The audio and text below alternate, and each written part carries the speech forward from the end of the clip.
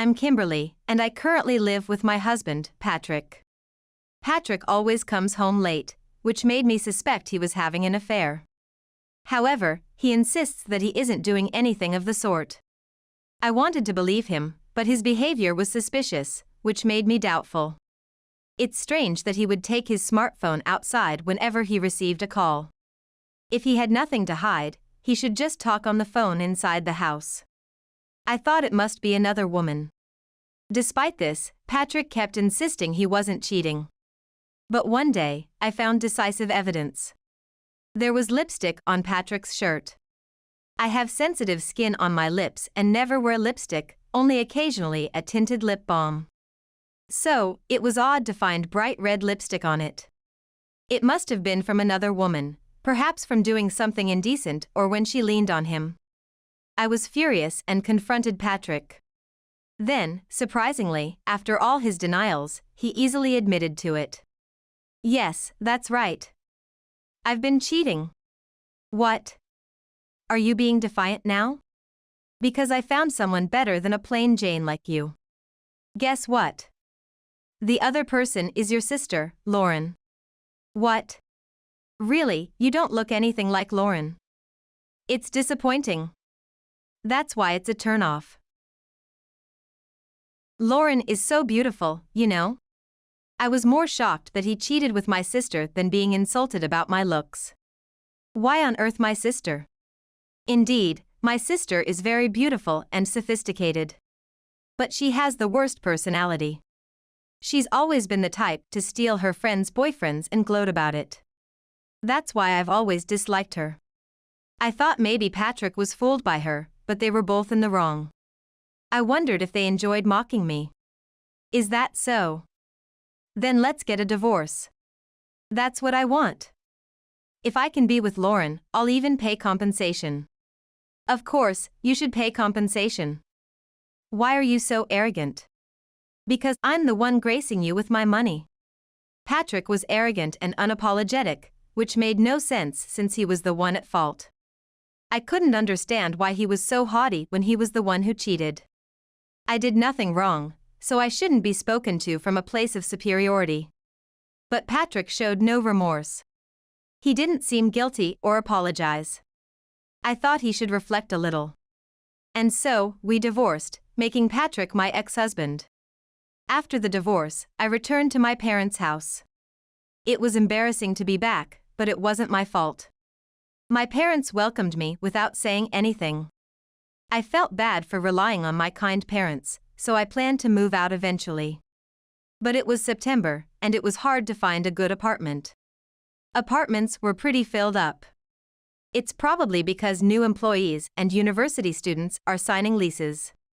Considering my circumstances, staying at my parents' house seemed better for now. So, I decided not to rush into choosing a bad property. I work for a foreign company and earn a good income, but I'm just an ordinary person. However, my late grandfather and father were wealthy. Our house is quite large. My father is very wealthy but didn't spoil us with luxury. I was taught the importance of money from a young age, getting scolded if I wasted anything. I've always thought that real wealthy people value their money and possessions. So, the house is large but quite old. The house was built by my grandfather, and I thought it couldn't be helped. Grandfather also valued things, so he wouldn't rebuild a mansion just because he had the money. I could relax in my spacious family home for the first time in a while. Even if it's a bit run down, home is still where I feel most at ease. I think being with my ex-husband, Patrick, would have just added to my stress. The day after I separated from Patrick, he showed up at my family home, bringing my sister, Lauren, with him. Lauren has been living alone since her college days, so perhaps these two are living together in the same apartment or somewhere. Well, I don't care about that. What bothered me more was why they came to our house. I was about to say something, but Patrick spoke first. We've decided to live in your family home. You're in the way, so get out. What? You're telling me to leave? Yeah, I want you to leave. Lauren and I are going to live in this house. Huh. That's right. This house is for Patrick and me to live in. Could someone ugly and stupid like you please leave? I see. Now you'll have nowhere to go. Sleep on the streets.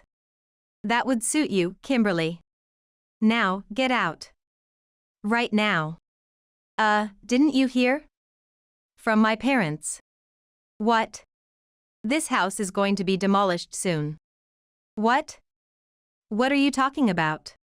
So, considering the high repair costs and the house's age, my parents decided to demolish it and possibly sell the land. What? I didn't know that. If I had known, I wouldn't have moved out of the apartment. What are you doing to us? Huh? We've already moved out of our apartment. Now we're staying in a business hotel temporarily. I was taken aback. I was surprised to hear that Patrick and my sister had planned to live in our old family home and had already moved out of their apartment. I couldn't understand why they would want to live in such an old house. So, I decided to ask. Hey, why did you want to live in such an old house? And Patrick, you're not becoming a son-in-law, are you? We were planning to renovate this house. It's old but big, and I thought it would look pretty nice after renovations. I see. Is that so? That's why I even sold my car to raise funds. That's right, I even sold my car. Thinking we could live in a beautiful house after renovating it with Patrick. I thought how foolish they were. My parents hadn't given them permission to live here, yet they made plans to renovate and live here on their own. Selling their cars for this was absurd. This area is quite rural, so life without a car is difficult. They must be experiencing inconvenience. When I asked how they got here today, they said they took a taxi. I thought they had just wasted their taxi fare. Because they definitely can't live here. You're so stupid. Selling the car. How do you plan to commute, Patrick? Well, I'm taking the train every day now. I wake up early and travel from the nearest station to the hotel. Huh. I got fired from my job, so I'm planning to be a stay-at-home wife. What? What's that? I was accused of being aggressive and mean to a female colleague. Are you out of your mind?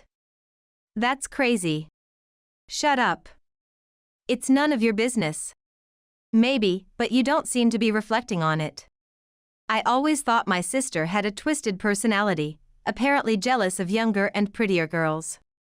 The young new employee was very competent and popular with everyone, but my sister couldn't stand that. She had always thought she was the most beautiful, but then someone younger, prettier, and smarter came along. It's scary to think that my sister, at 35, is so blatantly jealous of someone in their early 20s. This must be what they call a delusional older woman. I'm 30 myself, but I've decided I must not end up like my sister. So, please leave. Goodbye. Hey. Wait. Wait a minute. When I closed the door on them, they kept making noise outside for a while but seemed to leave after some time. Patrick's parents are deceased, and he can't rely on his family home. I wondered what they would do now. Later, my parents demolished our family home when I moved out. They've decided to move abroad and live a relaxed life there. I only gave my new address to my parents. One day, I received a video call from Patrick. He sounded shaky. Hello, I need to ask you for a favor. What? I've been caught cheating, and it's a mess. Help me.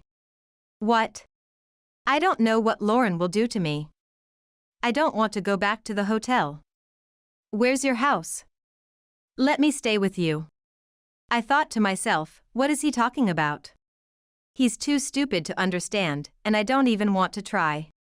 After abandoning me to be with my sister and cheating on her, he's still not learned his lesson. He must be out of his mind. And it seems he's in a huge mess after being caught by my sister, getting yelled at a lot. Then, Patrick fled the hotel. He's scared of what my sister might do, so he wants me to shelter him. I felt pathetic for having married such a madman. So, I decided to give him a little punishment. Okay, I'll give you my address now. Come here, and I'll give you the taxi fare later. You're a lifesaver. Thank you. It's at 893 Way. Town. Got it. I'm on my way. And so, the foolish Patrick seemed to have headed straight there. But he must have regretted it upon arrival. Because the address I gave him was for a mafia office. Patrick, being foolish, rang the bell. You'd think he'd realize it's not where I live just by looking at the nameplate or something. Apparently, Patrick got a menacing glare from the guys who came out. You. How dare you trick me? Ah, you got me. Oops. Oops. No. I went through something terrifying. What are you going to do about it? Well, I thought a fool who calls his ex-wife asking for a place to stay deserved a little punishment. You should be grateful that was all that happened to you. This is the worst. What am I supposed to do now? Patrick was crying as he spoke. What am I supposed to do? I thought, feeling bothered. He should just deal with it himself. Apologize to my sister, or break up with her. My sister can be really scary when she's angry, and I bet Patrick can't return to the hotel now. So, I guess he's basically homeless. He mentioned selling his car, but it seems the money from that was quickly used up on hotel stays and food expenses. After all, both the car Patrick had and the one my sister had were older models of compact cars. So, even selling them wouldn't have brought in much money. This is what happens when you make unplanned plans to take over a house. Ridiculous, I thought. By the way, it seems like you're still staying at the hotel. Why don't you live in an apartment or a condo? That's because I ran out of money due to spending it all on my affair partner. What? I bought her bags and cosmetics after every date. Then my bank balance was practically gone. Huh? As if she thought of you as anything more than a money tree. You're insane. The reason Patrick and my sister couldn't afford an apartment was Patrick's fault. He had spent a lot of money on his affair partner, reducing his bank balance to a single digit. How foolish to spend that much. When married to me, Patrick had savings of about $50,000. Even after paying me compensation, there should have been plenty left. That he had almost used it all up meant he had spent a lot on his affair partner. Although they were involved in a relationship, it seems money was a significant motivation. But from the woman's perspective, Patrick was just a good source of expensive gifts. This affair partner turned out to be my sister's best friend. That's probably why my sister was incredibly angry. Talking to Patrick gave me a headache, so I ended the call. Afterward, I blocked and deleted him. I regretted not having done it sooner, but I was satisfied with the punishment I had delivered. Some time passed, and then my sister, Lauren, called me. It seems they had a discussion, and in the end, they decided to break up. Since they hadn't registered their marriage, it wasn't a divorce, just a breakup. My sister was crying, saying her dream of becoming a stay-at-home wife was shattered. She said she had nowhere to live and no money and asked me for help. Help me, I have nowhere to go. I can't even rely on our parents because I don't know where they are. I can't even afford a plane ticket. Yeah, I know. Our parents are angry about what you did. That's why they didn't give you their address. And plane tickets are super expensive, so you can't afford them right now, can you?